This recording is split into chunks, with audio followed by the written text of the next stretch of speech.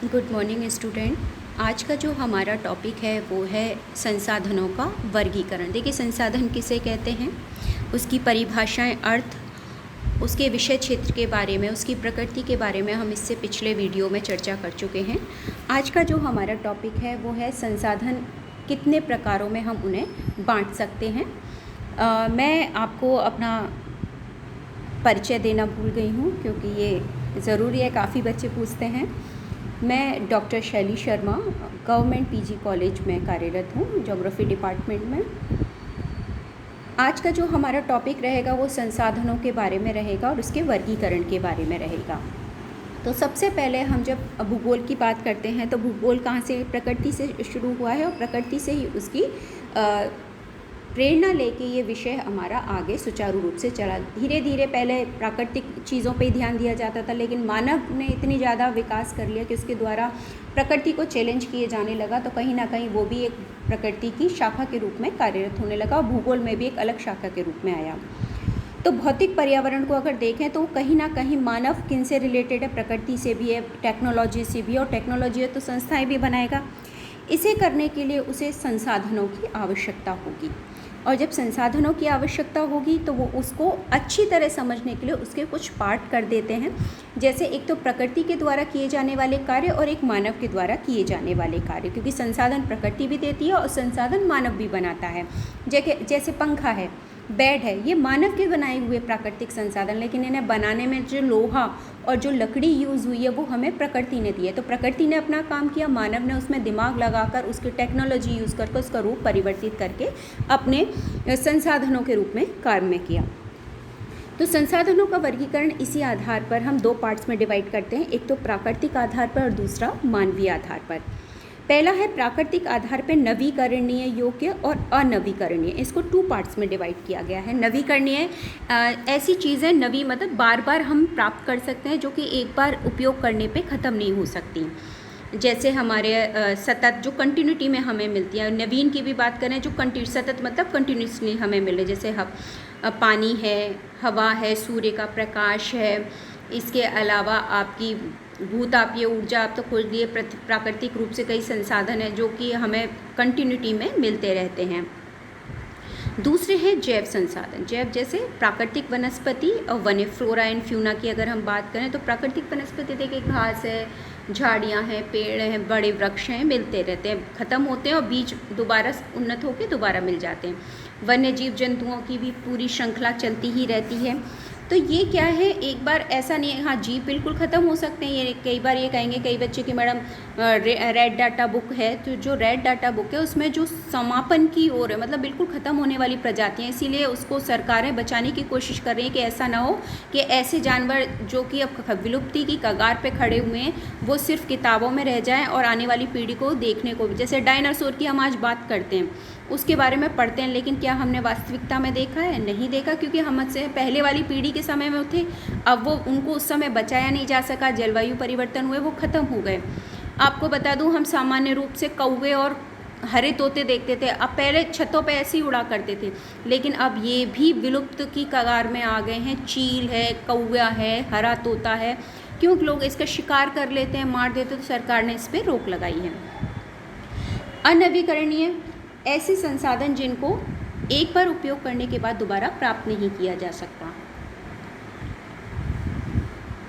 जैसे कोयला है आपका, जैसे पुनः चक्रीय, अचक्रीय। पुनः चक्रीय जैसे धातु है, धातु को गला के पिघल, जैसे सोना है, सोने का कोई आभूषण सबके घरों में देखो, सबके पास, माँ के, बहन के, इवन आजकल तो लड़के भी सब पहनते हैं, अंगूठियाँ हैं, कानों में भी पहनते हैं लड़के, चेन्स तो सभी कैरी करते ही हैं। सोने को ऐसा है बिल्कुल प्योर बना नहीं सकते, उसमें भी मिश्रण करना पड़ता है, तांबे का, पीतल का, लेकिन एक बार बनने के बाद जब टूट जाता है उसको दोबारा रीसेल करके हम दोबारा नया बनवा लेते हैं, उसे बेच के दूसरा खरीद लाते हैं, तो धातु कंटिन्यूटी में चलती रहती है। अचक्रीय, चक्रीय जिनको चेंज करके प्राप्त किया जा सकता है, लेकिन ये क्या है, दोबारा प्राप्त नहीं किए। एक बार जितना सोना आपने ज़मीन में से निकाल लिया वो निकल ही गया छीजत के रूप में, अब दोबारा वहाँ दोबारा नहीं पैदा हो जाएगा। और अचक्रीय जिनको एक बार यूज़ करने के बाद वो दोबारा यूज़ हो ही नहीं सकते, जैसे पेट्रोल है, आपने गाड़ी में डालवाया, तो क्या वो उतना डलवा के दोबारा आ जाता है? जब तक आप पैसे नहीं खर्च करोगे, दोबारा नहीं डलवाओगे, तो वो दोबारा नहीं मिलेगा। कोयला है, कोयला जलने के बाद राख ही हो जाएगा, दोबारा नहीं मिल सकता। तो पृथ्वी में इन जो अचक्रीय संसाधन है, इनकी एक सीमित मात्रा होती है और इनको हमें आने वाली पीढ़ी के लिए अगर सुरक्षित रखना है तो उसका हमें संरक्षण और सदुपयोग करना होगा। तो अचक्रीय संसाधनों का हमें विशेष रूप से बहुत सोच समझ के जो हमें काम करना है, क्योंकि संसाधन हमें आज नहीं अपने विकास के लिए सुरक्षित रखने। ऐसा नहीं है कि अब ये कहेंगे सुरक्षित रखेंगे तो क्या हमारा विकास कैसे होगा, नहीं। संसाधनों का उपयोग करना है, अति उपयोग नहीं करना है, ठीक है। अब मानवीय संसाधन जैसे संरचनाएं हैं, संस्थाएं, जो औद्योगिक क्रियाएं होती हैं, मात्रा और गुणवत्ता हो सकती है, क्योंकि मानव अपने आप में खुद एक बहुत बड़ा संसाधन है, तो वो उस संसाधनों को बनाने की श्रेणी में प्रमुख भूमिका निभाता है। तो क्योंकि मानव खुद संसाधन है तो वो अपनी सुविधा के लिए बहुत सारे उप संसाधनों को जुटाता है, जिसमें ये सारी शामिल हो जाती हैं, ठीक है। तो संसाधनों का जो वर्गीकरण और आवश्यकता है और संरक्षण, मैंने बताया ना कि कुछ संसाधन ऐसे हैं जो एक बार उपयोग में ले लिए दोबारा नहीं मिल सकते, तो उनके संरक्षण की बहुत ही ज़रूरत है, वरना आने वाला भविष्य हमारी पीढ़ियाँ किसी विकास में ना जाके पतन की ओर चली जाएंगी। सॉरी।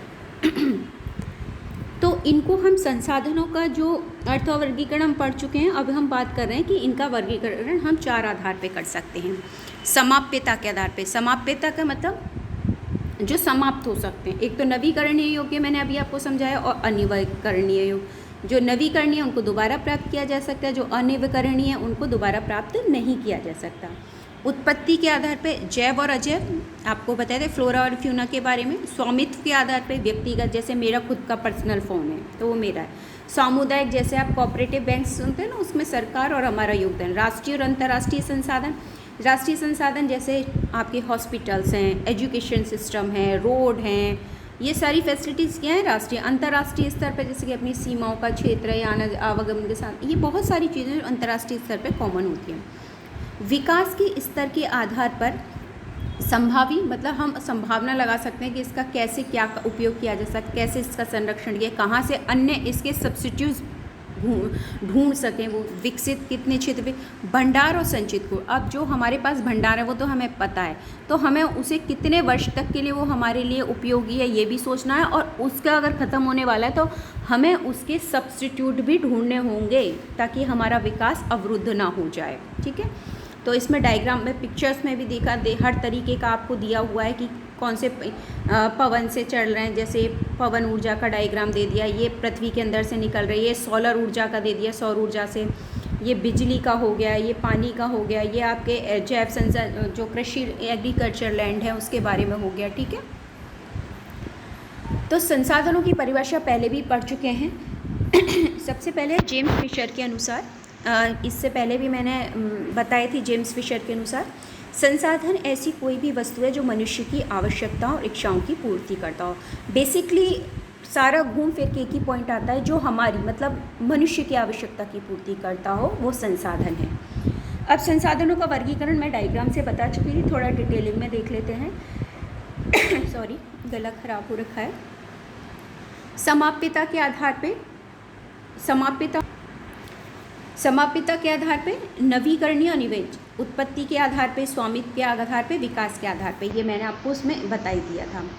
इसके बाद हम बात करते हैं तो इसमें नवीकरणीय वे संसाधन जिन्हें भौतिक, रासायनिक या यांत्रिक प्रक्रियाओं द्वारा नवीकृत या पुनः उत्पन्न किया जा सके, ऐसे संसाधनों को हम कहते हैं नवीकरणीय, दोबारा उत्पन्न किया जा सके। सौर ऊर्जा, पवन ऊर्जा, जल है, जीव जंतु, इनको दोबारा प्राप्त किया जा सकता है। अनवीकरणीय योग्य से नॉन रिन्यूएबल रिसोर्सेज, वे संसाधन ऐसे होते हैं जिन्हें हम किसी भी तरीके से दोबारा प्राप्त नहीं कर सकते।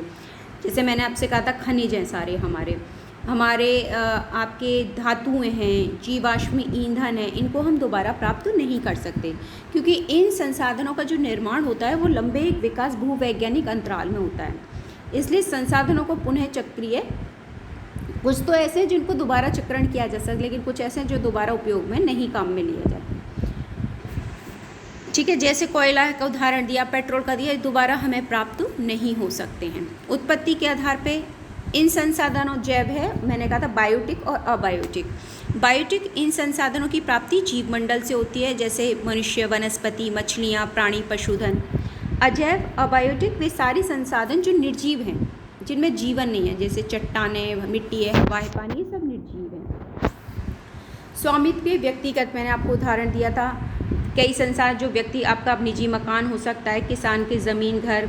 सामुदायिक, ऐसे संसाधन सामूहिक संसाधन कहलाते हैं जिनका स्वामित्व समुदाय या समाज के पास होता है, जैसे चारण भूमि, शमशान भूमि, तालाब हैं, सार्वजनिक पार्क हैं, पिकनिक स्थल हैं, ये क्या है, कम्युनिटी ओन्ड हैं, ठीक है। राष्ट्रीय, नेशनल, जैसे राष्ट्रीय संसाधन जिनका स्वामित्व राष्ट्र के पास होता है, जैसे सरकारी ज़मीन, सड़कें, नहर, रेल आदि। अंतर्राष्ट्रीय, इंटरनेशनल रिसोर्सेज, ऐसे संसाधन अंतर्राष्ट्रीय संसाधन कहलाते हैं जिनका नियंत्रण अंतर्राष्ट्रीय संस्थाओं द्वारा है, जैसे इसका किसी भी देश की तट रेखा 200 किलोमीटर की समुद्री क्षेत्र पर ही उस देश का नियंत्रण होता है, उसके आगे क्या होती है, वो अंतर्राष्ट्रीय श्रेणी में आ जाती है। जो समुद्री सीमा होती है वो नॉटिकल में काउंट की जाती है, ठीक है, ये भी आपको ध्यान रखना है। विकास के आधार पर अगर हम बात करें संसाधनों का वर्गीकरण, तो दो प्रकार के होते हैं, संभावी पोटेंशियल रिसोर्सेज और डेवलप्ड रिसोर्सेज।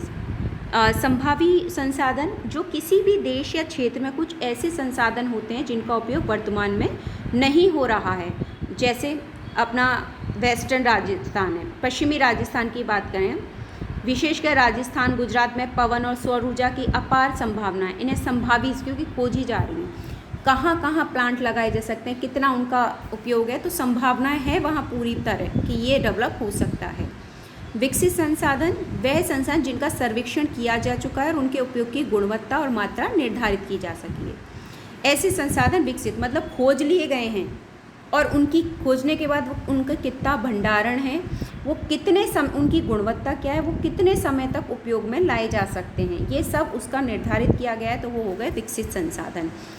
एक होते हैं स्टॉक, भंडार, ऐसे संसाधन जो पर्यावरण में उपलब्ध वे पदार्थ जो मानव की आवश्यकताओं की पूर्ति कर सकते हैं परंतु उपयुक्त टेक्नोलॉजी के अभाव में उनकी पहुंच से बाहर है, ऐसे संसाधन को भंडार कहते हैं। जैसे हाइड्रोजन ईंधन है, अभी हमारे पास हाइड्रोजन ईंधन के इस्तेमाल के लिए उचित टेक्नोलॉजी नहीं है और ये ऊर्जा का मुख्य स्रोत बन सकता है।